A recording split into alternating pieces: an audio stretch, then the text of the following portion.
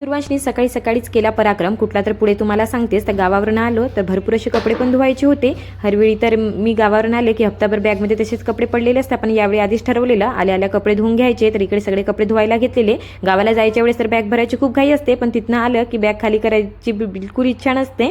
तर म्हटलं चला पटकन आज कपडे धुवून घेऊया. त्यासाठी सकाळी सगळे कपडे धुवायला घेतलेले. वर कपडे आणत नाही तर नळाला पाणीच येत नव्हतं. सगळे कपडे मग खालीच धुतलेले आणि इकडे मग सगळे कपडे वाळू टाकून ठेवलेले. तर इकडे बघा उर्वांशने कुठला पराक्रम करून ठेवला. तर त्यांनी त्याच्या पायाचा अंगठा फोडून ठेवलेला. तो प्लास्टिकचा स्टूल उचलायला गेलेला तर त्याच्या पायाला लागलेलं.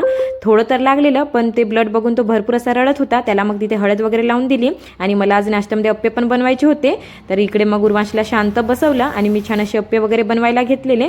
तर आज छान असे कपडे पण वाढलेले, सकाळीच धुतले होते. तर आणि आता असं वाटतं की पाऊस पण आपला परत गेलेला आहे. तर आता पण पावसाचं पण काही टेन्शन नाही. इकडे मस्त छान हिरवा हिरवा बाजार आणलेला, बाजार ठेवलेला. तर आजचा दिवस असा होता. चला भेटूया.